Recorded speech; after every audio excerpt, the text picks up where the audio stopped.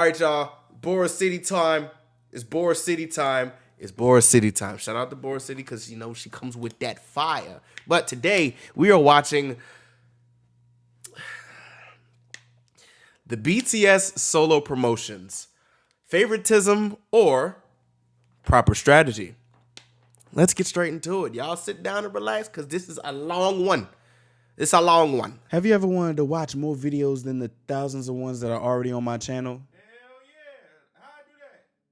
Huh? Tell me. You know, like the ones that I can't show on YouTube? I got you. I have a Patreon with 3 tiers. This is what you will get per tier. Those of you like to read it. Honestly, I love it. We be going crazy on the Patreon, but I'm going to let you be the judge of that. So y'all go ahead and check out the Patreon and let me know what you think. Thank you all for watching. Thank you all for supporting. And thank you for everything. Now, let's get back to the video. Now that all of the BTS members have debuted as solo artists, let's analyze why their projects are all so different. It's not only about the different genres and sounds, it's also about the differences in the style of promotions, target audiences, and results. Because this is the reality. A BTS member had a global tour, but another member had one concert at a festival. Hold on, what y'all talking about here? What y'all talking about over here? Oh, you have a theory. Oh, ooh. Never mind. Oh.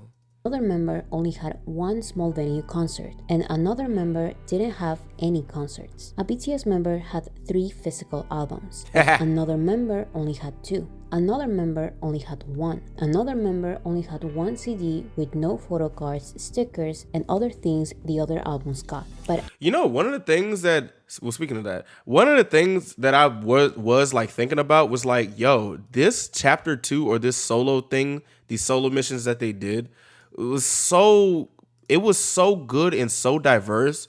It just, I don't know. I can't really say which one's my favorite for real. You know what I'm saying? Like everything has its own pocket. Like that. So it's just like, I just appreciate all of this. another member didn't get a physical album that charts could count when he first debuted. A BTS member had promotions in the US, Indigo's your UK, favorite? and South Korea. Okay. But another member I really promoted can't. in the US I and can't Korea. decide. Another member promoted in Korea and Japan, and another member Holy shit! What the fuck? Yo, Korea and God damn. Japan, and another member barely did any promotions. A BTS member debuted a #1 on the Billboard Hot 100, and his song was the #1 song worldwide for weeks on a row. But another member only debuted a #1 on the Hot 100. Another member almost entered the top 50, but another only entered the top 100. When you phrase things like this, conflict awaits. Fans complain about unequal support by the label, unequal support by fans, and of course, Oh, that was in unequal Japan. results. Okay. But I think these comparisons are unfair and at this point malicious. Because Malicious? if you really think about the intention of each project, you can see the different visions the BTS members had for their solo music careers. If you really want to measure promotion efforts and success, let's talk about how each promotion schedule helped gain the attention of their specific target audiences. And let's also realize I still need to watch some that video, promotions this are one. actually counterproductive for some members but beneficial for others. You may think I'm crazy, but sometimes a #1 on the US can hurt an album's chances to be consumed by certain audiences. Of course, other Really? times it can help the project, but it all comes down to the artist's vision and target audience. So I'll try to explain why I don't I think love any this video BTS so member, much. Oh song, my or God. album has been sabotaged by Big Hit, Hype, ARMY, and much less BTS. After analyzing every single piece of promotion, I actually think that every promotion decision has been smart and effective. Let's go. Come on. Hey. Ooh. The member who started the BTS solo era was J-Hope. Whoop. Like the other members part of the rap line, J-Hope released his first solo project as I love these captions. Okay. we think We think the same. I swear to Mixtape. This is not his official solo debut. Hope World and the other solo mixtapes did not have official promotions, but they were shared on social media by Big Hit. These type of projects were side projects shared for armies as a gift or I as felt that, extra free Jody. music. This is important to highlight so we can understand why some BTS members do certain promotions and not others. Confused armies and J-Hope solo stands can say that J-Hope's Jack in the Box debut album was sabotaged by Big Hit and Hype because it was released with no physical versions and no performances in Western TV shows or K-pop shows. These three things are expected in a regular BTS promotion schedule, but this is J-Hope's solo career. So look at what he did do and conclude what new audience he wanted to attract. For Yeah, like he definitely was. He literally just tore down Lollapalooza. Like, what? what I can see, J-Hope wants his debut album Jack in the Box to be a long-lasting record listened to not only by armies but also by global fans of hip-hop. People who are actually interested in hip-hop as a genre. Yup. J-Hope. He got ambitions to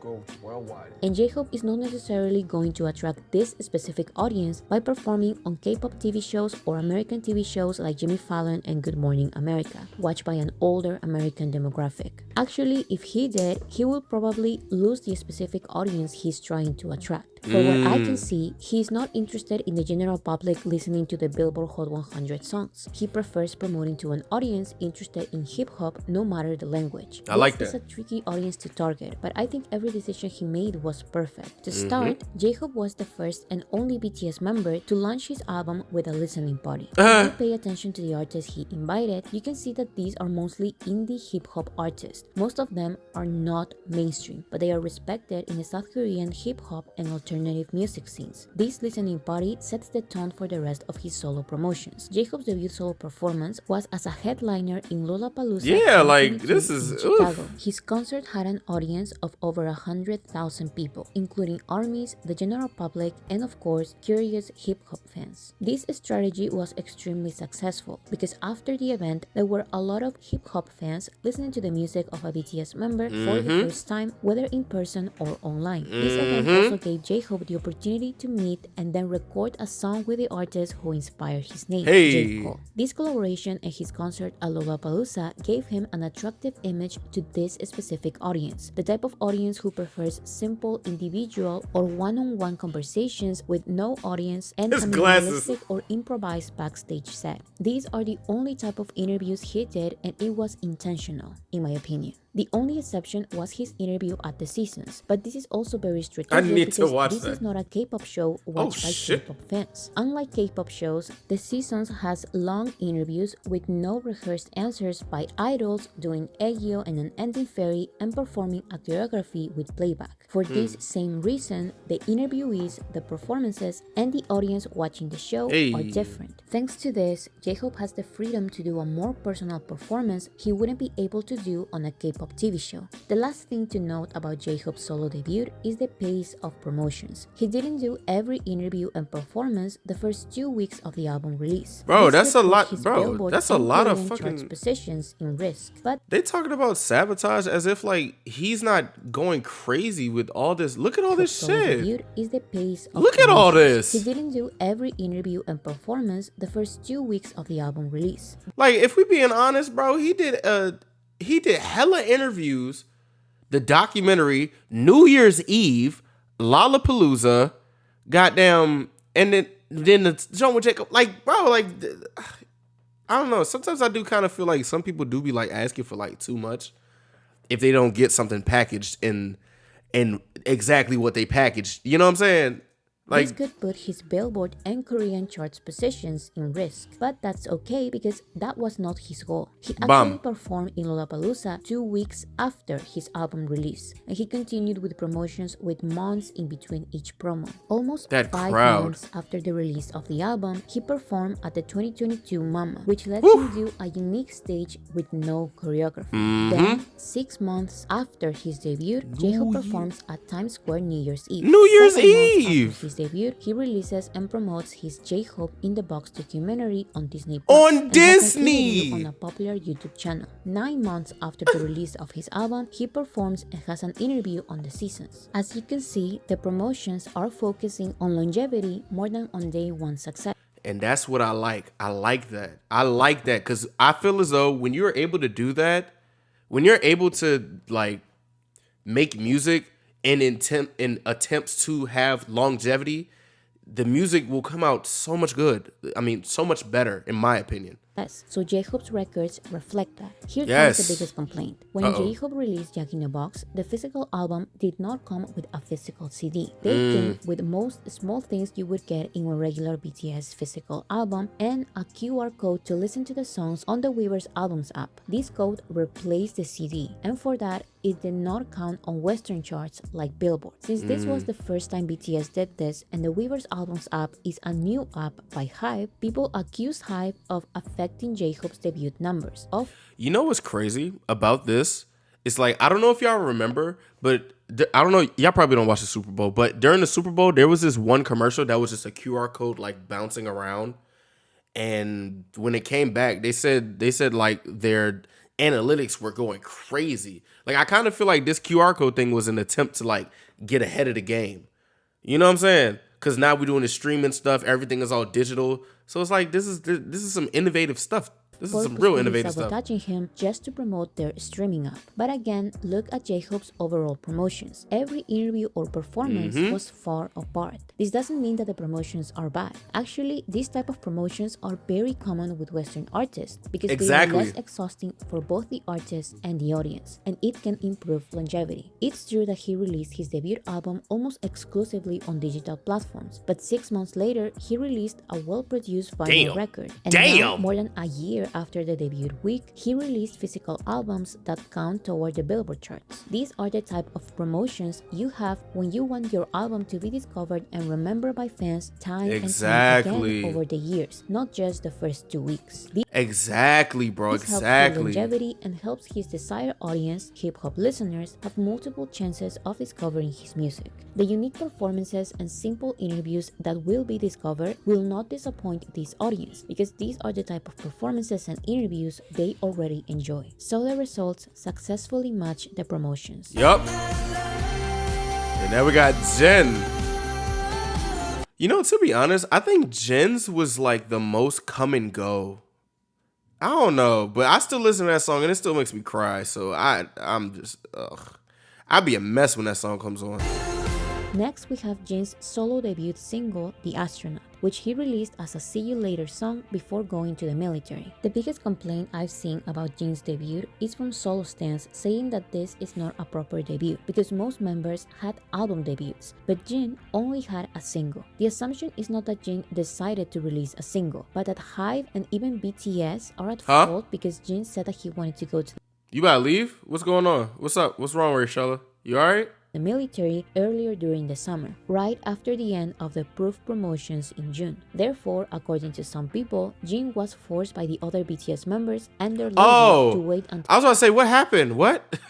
October for their unexpected Busan concert. So he had no choice other than to go to the military on the winter and quickly release The Astronaut after being busy with everything. This gave him only days to promote his song. Yeah, goodbye so for now there song. were no interviews in America and no music shows in Korea. He only performed as a guest artist in Coldplay's concert in Argentina. However, you don't need to be a genius to realize that The Astronaut was not made for the general public's consumption. Like Jin said multiple times, he wanted to make one song for armies before going to the military. He talked to Chris Martin from Coldplay about the kind of message he wanted to transmit, and Chris Martin produced the song specifically for Jin. This was not meant to be an official debut with a non-army audience in mind. This doesn't mean that it was an abandoned project. The Astronaut is Jin's official debut single and had 2 physical album versions, a music video, a lyric video, a live stadium performance, official merchandise, and even a show of 4 episodes with a blog that I still need to He watch. also had 5 interviews, 1 by himself, 1 with Suga, and 3 in relaxed, non-serious settings, 2 for YouTube channels and 1 for TV. All of these interviews and shows helped him relax and comfortably talk in his native language about his life and future. So once again, this BTS solo project was successfully recognized by its desired audience, in this case, ARMY. We would have to wait for Jin's solo debut album after his military service to know what kind of music style and new audience he wants to pursue. That is... I do appreciate. Hey, I'm not gonna lie. I do appreciate this rollout though. The next BTS member to officially debut was RM with his album Indigo. What I've seen people saying is that ARMYs did not support RM's debut like we supported the other solo debuts. But once again, pay attention to the type of audience who is actually listening and RM is promoting to. As part of Indigo's promotions, RM accepted only 4 interviews, all of them in the format of a long conversation. These were for the Sex Sense show, hosted by an American interviewer he trusts, the P6 show, hosted by comedians who interview mostly hip-hop artists and who Namjoon is a fan of, Sutrita, hosted by his BTS bandmate Suga, and KBS News. Bam. A pretty serious South Korean news show. Yep. Namjoon chose these 4 shows wisely, and he made sure ARMYs knew why he really wanted to do these interviews only. This is the only YouTube promotion for my whole album. Why? Why? Every show. When it comes to interview, what popped up in my mind first was you. I told the label that if I have to interview with somebody, it's gotta be Zach #1. Brother, Hey. thank you. Your kindness and your trust means the world to me. So why these Brother, shows? thank you. If you watch these interviews, you can quickly realize he had his album and the album's production process as the main topics of conversation. Most interviewers don't ask RM meaningful questions, and if they do ask important questions about the music, they don't care or they don't understand the answer. Most Exactly. interviews have superficial Oh, does Zach conversation. does Do you guys like to the dance at your shows? Do you do a lot of dancing? 춤 추는 거 좋아하시죠? Yeah, of course. You guys are all together, but you didn't bring your girlfriends. Jesus Someone knows Christ? and recognizes you. Do you have to run away? Do you ever get tired of each other? You guys ever just... So Namjoon chose people he knew would understand and care about his process of creating What the music. fuck? That was his priority. Indigo is not the general Hey, I'm not gonna lie, bro. Boris City be mad funny sometimes, bro. Like with these edits. public's favorite type of album. Hey, and bro. Namjoon knew that. So if there's a new That's type funny. of audience he would attract after his official solo Yeah, debut, my it's the pizza's type on the of way. audience Nice. Who likes indie underground music. The type of audience who enjoys discovering unknown Oh, artists that's and so who pretty. appreciates less mainstream genres like neo soul, boom bap, urban, city pop, and folk. This is why the only performance he did for American media was for NPR's Tiny Desk concert series. The setting is more personal than most mainstream shows, and a lot of enthusiastic music fans want to discover non-mainstream artists as well as watch popular artists relax in this type of unplugged acoustic setting. So a confident, My favorite. yet vulnerable performer and great lyricist like RM shines the most in this type of settings. This is why instead of having a worldwide tour, he chose to give one concert to an audience of only 200 people. Hey. This concert has some of the artists who featured in his album. The list of featured artists is also something not everyone can fully appreciate. You know, the thing about this is like they're showing that they really don't give a fuck about all this extra stuff. Like they intend on doing something and they execute it for a specific reason. I feel like these things were calculated to what they should have done. In my opinion, I think everything was done perfectly. I'm not going to be complaining. You know, I'm not complaining. I'm grateful with whatever y'all bring us, to be honest. Most of the songs part of Indigo have featured artists RM deeply admires. For his Neo Soul song, the featured artist is the queen of Neo Soul, Erykah Badu. For his funk song, the featured artist is Anderson .Paak, known for his funky style. RM also included artists he admires but aren't as worldwide famous such as Kim Sa-wol and Cold. This album also has a lot of references to painters and their art pieces such as Yoon and Still Life. RM's debut album Indigo is for the music fans who care about meaning and Exactly. art. This Who is give why a he fuck chose to about have music. only one physical version of his album instead Welcome of the back. normal 2. This, alongside the fact that the physical versions took weeks to be delivered, affected his album sales numbers. But caring too much about that is crazy and shows that you're not paying attention to all the meaning of this project. RM purposefully left all the flashy photo cards, stickers, and photo shoots aside. Instead, He made art. his physical album some type of art piece. He made The pages art. are full of poems, Oh my graphic God. artwork, and photographs taken by RM. He also released a vinyl record months after the album debut, which, just like the physical album, includes RM's artwork pieces. His third and last performance was at Dia Beacon, a museum in New York with no audience. So, of course, Which was most cool people as hell, won't too. get it. But the ones who can perceive and appreciate RM's passion in this album are the correct people listening and becoming fans. The girls And by that all get the it, get records it. RM was able to achieve with such an experimental album, I can say that his minimalistic yet meaningful promotions have been detected by the right people, armies and music fans who care about stuff like this. Yes, Once who again, care about the this BTS stuff. solo project was successfully recognized by its desired audience. Yup. And now Jimin. Oop. Bam. Bam. Oh, alright. The next BTS member to officially debut was Jimin with his album. This was Face. this was Face is amazing. a pop album, and its promotions were a little Ooh. closer to a regular BTS promotion schedule. Jimin released teasers for the pre-release single "Set Me Free Part 2" and the main single Damn. "Like Crazy," which he released God, 100 million? God. alongside the full album. This schedule is similar to J-Hope's schedule, which also included teasers and a pre-release single My before lord. the main single. On the other hand, RM released teasers and music videos for a main single and a follow-up single. What do you mean by like how fast we going? Like in terms of like time? Like if it's in terms of time, we're going by very, very fast. Like 2025 about to be here soon.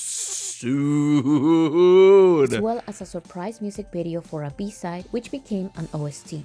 I'm not gonna lie, all my like older people, like people that I talk to, really like were right when they say when you get older, time just goes by fast as hell. Like, first off, I don't even remember September. You know what I'm saying? I know Homecoming about to be a blur. Y'all can already tell I'm excited about that. But like, dog, we're almost at 2024. Like, It's important. yeah, to we have notice 3 months differences, left. Because although some promotions like It's Jimin and crazy. J-Hope's are similar in some aspects, I like it. That doesn't mean that they are targeting the same audiences. Like I said, J-Hope's album was targeted at a global hip-hop audience, but Yeah. Jimin's album was targeted at a global pop audience. And for that, promotions in a show like Jimmy Fallon work better. So Jimin was a main guest at the Tonight Show starring Jimmy Fallon, where he had an interview and performed his main single. We also Full need to circle. highlight that Jimin's interview was God. mostly in English, so he had to practice most of his answers since he doesn't dominate the language. But That's this decision crazy. of taking the challenge of speaking What the English made sense since Jimin's main single being promoted in America was the English version of Like Crazy, not the original Korean version. This is also why he performed the English version at the Jimmy Fallon show. Other BTS member will later also attend the Jimmy Fallon show, but his choices will be the complete opposite of Jimin's because his target audience is different. The only other promotion Jimin did for America was a day in the life style of interview for Vogue. Then he started the Korean TV promotions. Like I mentioned, K-pop shows have more superficial But he keeps looking, it's like a deer in headlights sometimes. I love it. interviews and flashy performances, but Jimin's pop songs and Oh my difficult God. choreographies shine the most in these type of settings. J-Hope's Jack in the Box performances don't have choreographies, so they work best in a hip-hop show than in a K-pop show. To still demonstrate a more vulnerable and casual side, Jimin had a lengthy interview at SBS Radio as well as an interview and performance of a jazz version of Like Crazy in the show Limousine Service. Oh These my interviews God. were not as complicated as RM's interviews, but they were still introspective and personal enough to explain the meaning of his pop album Face in an accessible way to global audiences. As expected, Jimin also went to Suga's show Sutrita. Like Jin and RM, Jimin made a video for a popular YouTube channel, and like Yay. Jin, Jimin released 2 physical versions of his album. Finally, Jimin was the first member to release remixes of his main single God and to damn. have video calls with fans. However, many complained Why'd they show him with you? that all of these promotions ended too fast because only 2 weeks after, Suga started promoting his debut album. While I do agree that Face felt like a very short era, I don't really see what else he could have done. Actually, Jimin did more promotions than any other member up until this point. It Sure. just all went really fast because Suga had a tour planned, so he Yeah. had no choice other than releasing his album then. Suga also couldn't have his tour later because his military enlistment date was approaching fast. So it was literally then or never. Bro, the thing is like, dog, they're doing all this on a time clock. Like, what? Like, they have a literal due date for certain things, and they're just knocking this stuff out of the park. Like, how in God's name is Suga gonna do a tour and an encore? Like, dog, like this is crazy. Like, imagine, I be getting jumbled thinking about like doing a test before it's due. Imagine just having a whole promotion of your solo album. Like, what? Still though, Suga's album and type Oh of my promotions God. are very different to Jimin's album and promotions. And if there's any new audiences listening to them for the first time, they won't be the same audiences. I also think it's even crazier God to put Jimin damn. and Suga against each other and compare their promotions. The when exposure. This opportunity gave us a lot of really cool promotion crossovers. I still understand, however, that the phase era was a little frustrating because since it had some promotions in America, it had success in America, and the American media did not like that. I have a whole video about this problem, but in a few words, Jimin's quote-unquote mistake was not paying for radio and playlisting in streaming platforms, which is illegal and BTS would never. So the sabotage by American media was hard. But again, this has nothing to do with ARMY's efforts, HYBE's efforts, and much less Jimin's efforts. Jimin's schedule was precise, effective, and more than enough. Other complaints appeared when Jungkook had his solo debut, because it looked like he was also promoting for a global pop audience, but he had a wider variety of global promotions. I mean, also JK definitely just like, he just started. I feel like he just did whatever the fuck he wanted to do. Cause why the hell? Why you drop 3D, bro? Why you do that? We was over here still trying to recover from 7, and you about to drop it. Like, come on, gang! Like, goddamn, bro. However, I actually believe Jimin and Jungkook's target pop audiences were completely different. I'll talk about Jungkook's debut later, but Jimin's pop style and his new audience that likes songs like Crazy may cross over with the audiences that like these current popular songs by Dua Lipa and Troye Sivan. You said you wasn't feeling happy, and you had a feeling something was gonna happen. The enlistment announcement was on the 17th. God, a day after your birthday. God damn.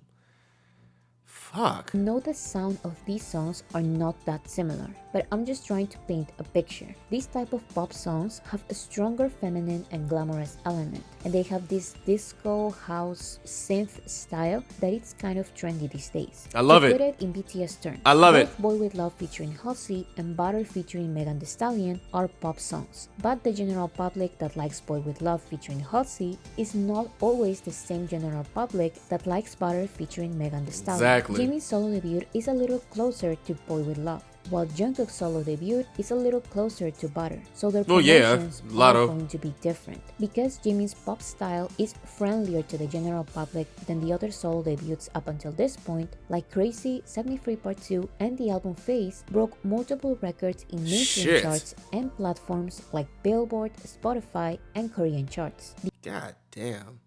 I'm sorry. I didn't mean to add to your sadness. I'm sorry. Bro, Bora City really just be spitting. I hope she's doing so well. Cause in order to be like spitting like that, you gotta have like headaches or something. I don't know. The achievements of Like, other good members God. like J-Hope and RM are different because the promotions I'm were sorry. different because the target audiences were different. So once again, this BTS solo project was successfully recognized by its desired audience. The next BTS member to officially debut was Suga under All right, his Jody. alternative alias Bye. Augusty with his album good one. D-Day. Suga's promotions were very unique, and it took me days to figure out the promotion strategy and if there was even one. Because although D-Day is a hip-hop album, the style of promotions were closer to promotions being done by experienced South Korean artists targeting a non-K-pop Korean demographic. To start, Suga created and became the host of his own show, Sutrita, in which he Like, he became a whole host. Bro, he became a host, bro. He became our show host. Like, interviews other South Korean artists while having some drinks. The editing style is dynamic and the conversations are very casual, so the show feels like a combination of the high production of a talk show with the casualness of a podcast. These shows where the artist is the interviewer are actually very common among South Korean artists who have been in the industry for a while. This is what I mean by the typical Korean promotion by experienced artists. This is an actual promotion strategy. Weaver's magazine has an article about it. So you may think that Suga is going to adhere to this style of promotions. Well, yes, but not exactly. Suga seemed comfortable continuing this Korean style of promotions, but he's going to direct it at a global audience. So even if his promotions don't always necessarily align with a global hip-hop audience or an indie audience or a pop audience, it will still bring the attention from different types of global audiences while at the same time giving itself a constant cleanup. So I think Suga's promotion strategy was,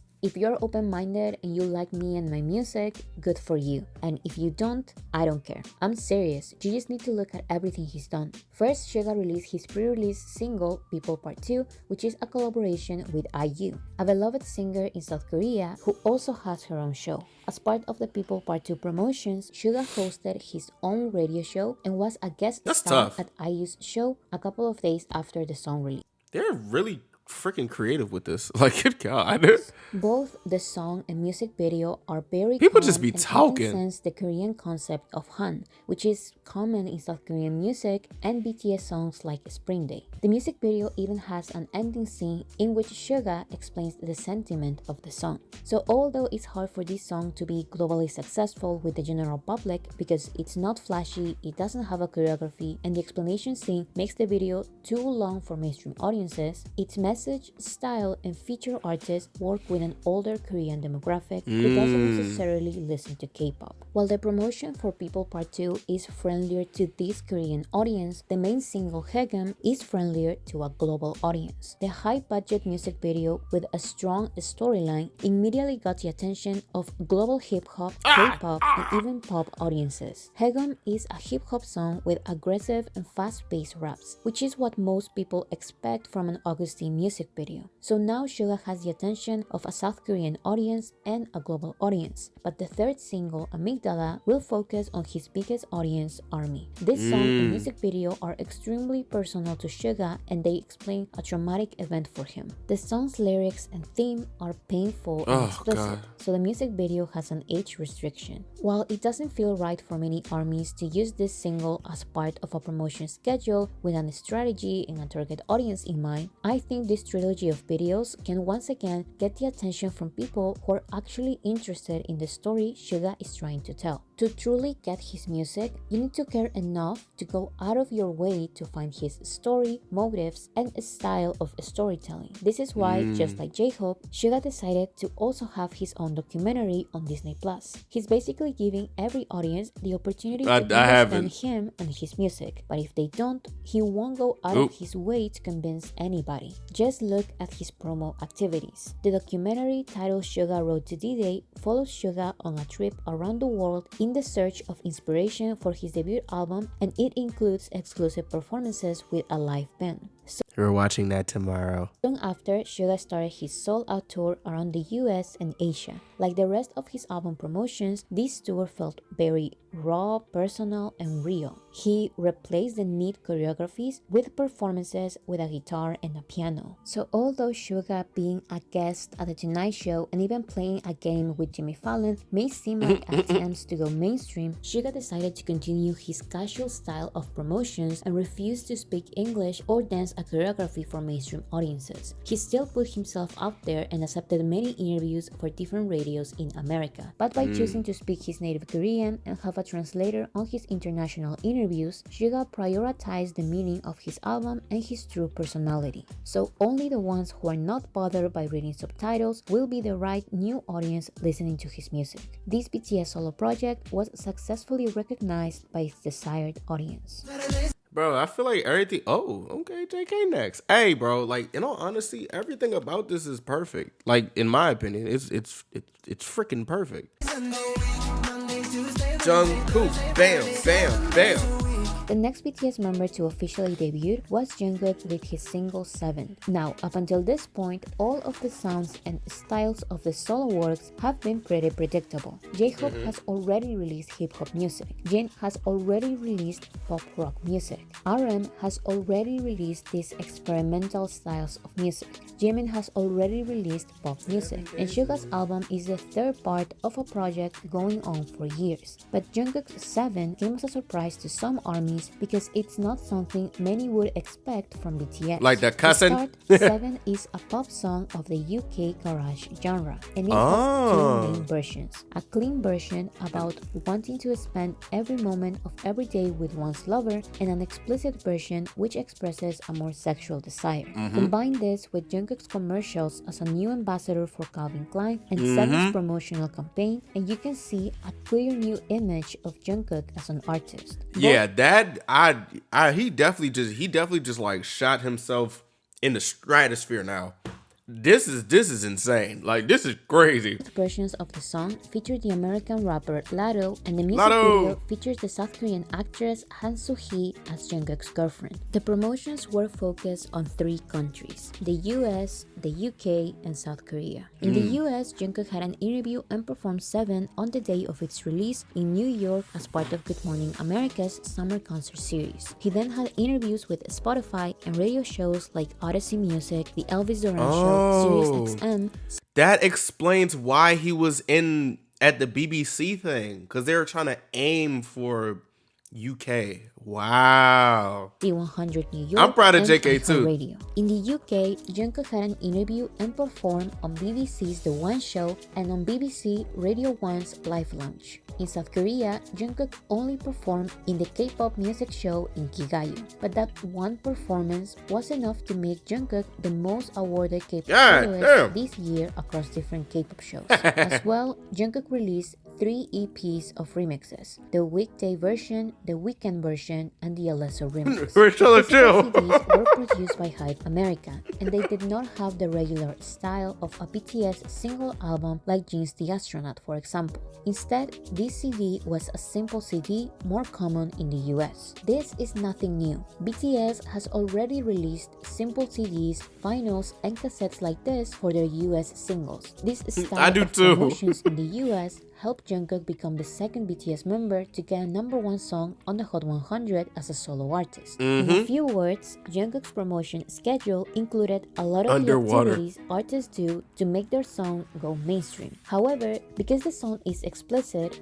it caters a Western mainstream audience and it doesn't have a profound message like the other BTS solo projects. Some people think it's too westernized and that it doesn't feel like a BTS song. While I do agree that 7 is mainly targeted at Western audiences and the general public, why is this surprising or even disappointing to some fans? I think this is happening because sometimes armies don't truly accept BTS as their pop culture image. They see them through their wholesome, family-friendly, philosophical image only. And this Okay, wait. Okay. I have something to say too. So there's like this thing that it could be possible, but there's like this thing where artists who are underground and they make it mainstream, it's like, I don't know if like the fans, they think like they sold out or something. I don't know. It was just like they don't feel like the artist is relatable anymore because now he's in a position to where he could just go crazy, if that makes sense. Because I hear about that a lot, that some fans of some artists be like, oh, he changed. He's not the old. I want the old da-da-da-da. You know what I'm saying? It could be that. Or people could just be talking. Because usually that's what be happening. People just be talking. Hey, Devin, how you doing?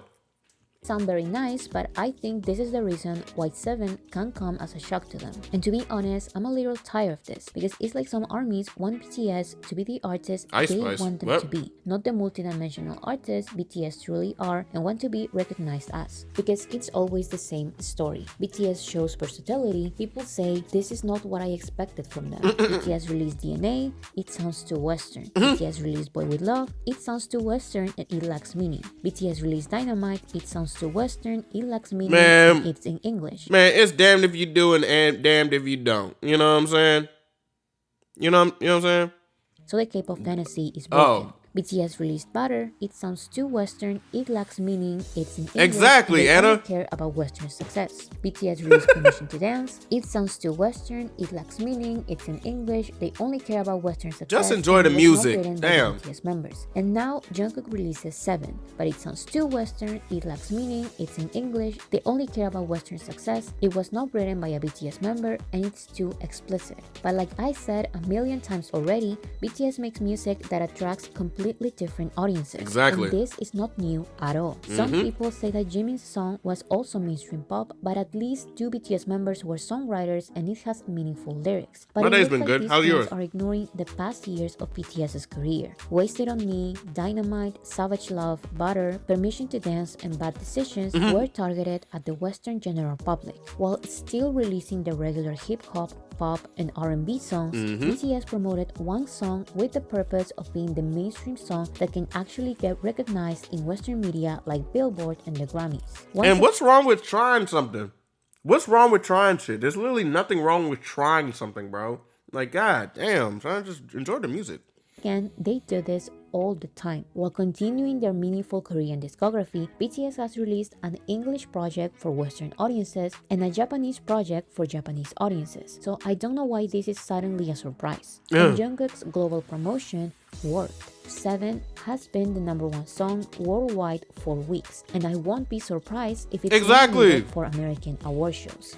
Exactly. They tried something and look where they are now. Like, bro, come on now, goddamn. And this makes a lot of sense. Think about BTS's old competition, mainstream hip-hop based duets with explicit lyrics. While it's easy to judge these songs for being too explicit or meaningless, the truth is that this is what the general public listens to. And a song doesn't have to be clean or have multiple layers of meaning to be a good song. Actually, there was one time when an interviewer had the same criticism for one of the songs competing with Dynamite back in 2020, but BTS disagreed with the interviewer and defended the song. WAP에게 Whip. 가능할지. 아니 그거 그냥 댄스 챌린지로 유명한 거지. 별거 아니에요. 노래는 저 얘기는 아니에요. So just because a song is explicit doesn't mean that it's bad or dirty. 당신을 엿먹이는 것과 당신을 사랑하는 것은 같은 것이 아닙니다. 서양 아티스트로서 더티 버전을 만든 이유는 무엇입니까? 그게 왜 더티 버전이야? 이게 더티 버전인데 이유를 설명을 해봐. Explain yourself. explicit 버전인데 그냥 솔직한 거잖아. 뭐 그렇게 느껴졌다면은 뭐 어쩔 수 없지만 어떻게 보면 나이가 몇이냐 내가. 저도 이제 나이가 27인데 나이 먹으니까 Nigga is 27. 있는 촬영을 He's 27. 분들도 계시겠지만 7 is actually the perfect song for today's 26. pop. It has a female rapper as a feature artist, and Jungkook's pop voice makes the song fresh, modern, and the perfect adaptation of the typical modern mainstream song. Despite some people's beliefs, I see the care of a regular BTS project in this song too. It's well produced, polished, and not the typical lazy song done exclusively to fool people into streaming it. Whether Jungkook decides to make a full album in English targeted at a Western audience like Butter, a self-produced Korean album like Map of the Soul 7, or a mix of both like Jimin's Face, I'll support because they are experimenting with their solo careers and finding their personal sound and target audience. So once again, this solo project was successfully recognized by its desired audience.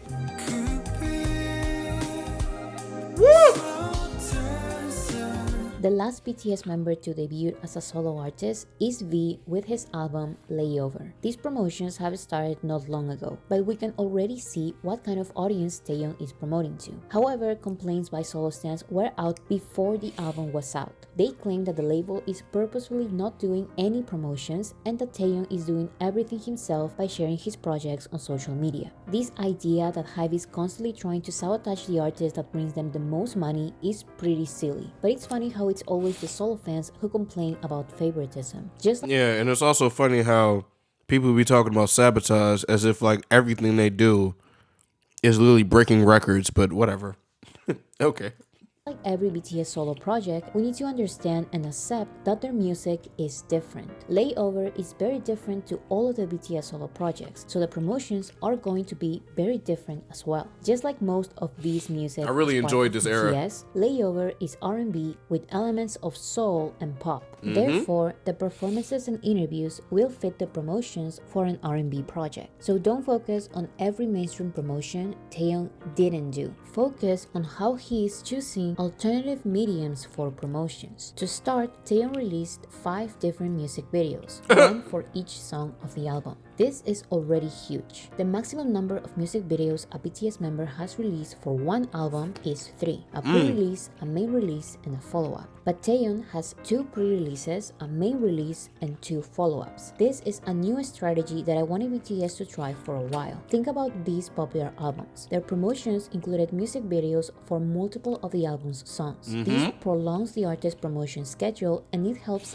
each song of the album become popular, not just That one was a song really or good, two. So bro. That was a really good album. That Billie Eilish album is amazing. we concentrate I'm not on gonna these lie. R&B projects, Oh my promotion lord. strategy. Let's think about every door Taeyeon opened for himself by releasing these many music videos. His debut performance was not at a Western show or a K-pop show or a festival. It was on a new Korean music show that slows down chart competition by announcing an artist of the month, not a song of the week, which usually exhausts the artist and the fandoms. This show is also more personal than a festival or a Western TV show. So for this kind of calm album, this debut stage feels right. On K-pop shows, artists normally perform 1 or 2 songs, 3 being the maximum number of performances. But this specific K-pop show let Taeyeon perform 4 of his songs at once. Why am I mentioning this? Because the only reason Taeyeon was able to perform his entire album on K-pop TV shows was because he released music videos for the entire album. For Inkigayo, he performed the main single Slow Dancing and Rainy Days. For Mnet, he performed Slow Dancing and Love Me Again. For Music Band, he performed Slow Dancing and For Us. And for N-Pop, he performed Slow Dancing, Love Me Again, Rainy Days, and Blue.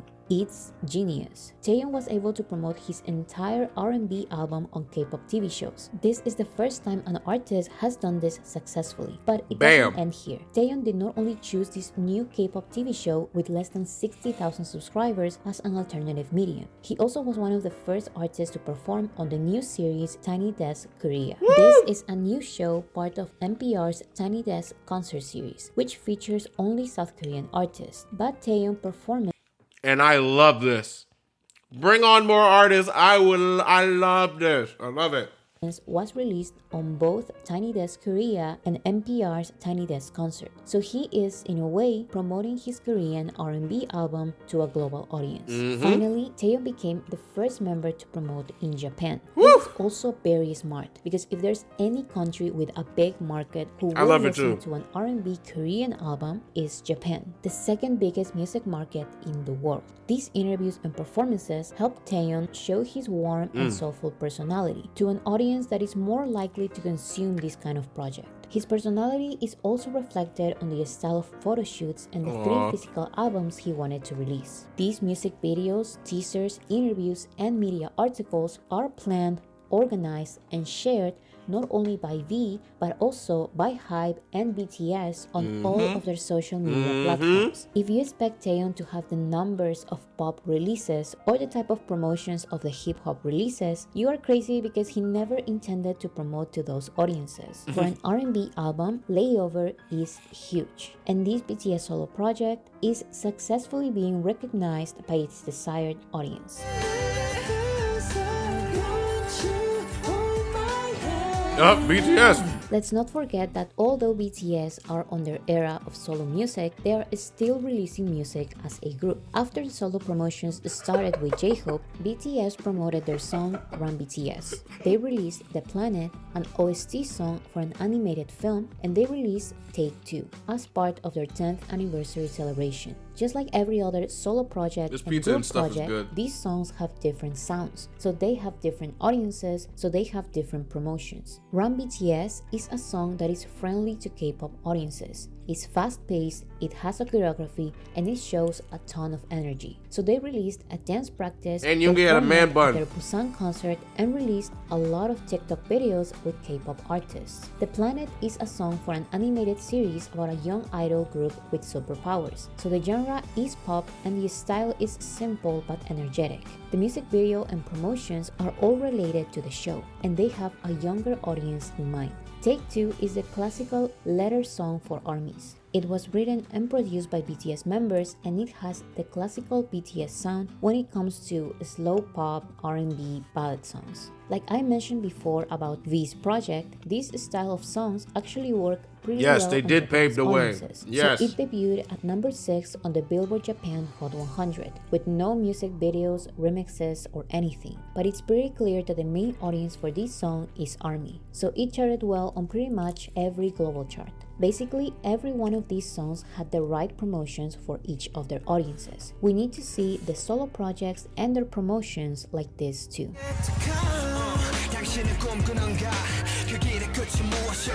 Maybe for some, this analysis of each solo promotion was unnecessary and obvious, but I had to do it because I received so many messages by armies who don't consider themselves solo stans being confused about why some members had quote-unquote more opportunities than others. Some were genuinely confused by Jungkook's explicit lyrics, RM's minimalistic promotions, and J-Hope's lack of physical albums. So I hope I helped calm the confusion at least a little. Armies need to accept that BTS are real multidimensional artists. They are 7 artists with different visions, styles, and journeys in their music. Of course, their promotion schedules are going to be different. Sure, armies are the main audience listening to their solo projects, but the BTS members are going to perform and accept interviews on the shows that they feel the most comfortable showcasing their music.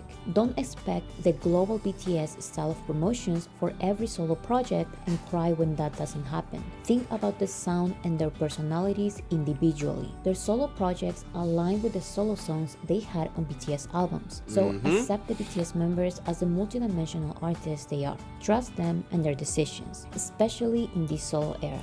잘 이겨나가고 여러분과 또 행복하게 공연하고 음악 만들고 할 거니까 호석이가 얘기했던 것처럼 부디 믿음을 가져주시길 바라겠습니다. 네. Hey, bro. Like, in all honesty, bro, the thing about this is, damn, it is a lot of oil right on my face. Sorry. I'm enjoying my food. But, hey, the thing about all this is, like, people just be talking. Everything that's happened, I've loved everything that's happened. And it's kind of like simple math, too. You know what I'm saying? Like, it's like, what's it called? Like, if you have 7 people with different visions, the amount of like versatility you have is like insane. Like what? Like, come on. Obviously, right? Compared to say like 7 different, you know what I'm saying, 7 different people with the same type of concept, same type of thing, I would have taken the former. But that's just me. I don't know. I just feel like everything that's happened has happened for a reason, and it was executed perfectly, and I couldn't really ask for nothing else, to be honest. And we're still going. So it's like, yeah, but at the end of the day, yet again, Boris City, you are for the people. You have spit for a good 40 to 50 minutes, and I appreciate that, you know? Just, yeah, damn. We really sped past all of this. That's, wow. we just time jumped. What the hell?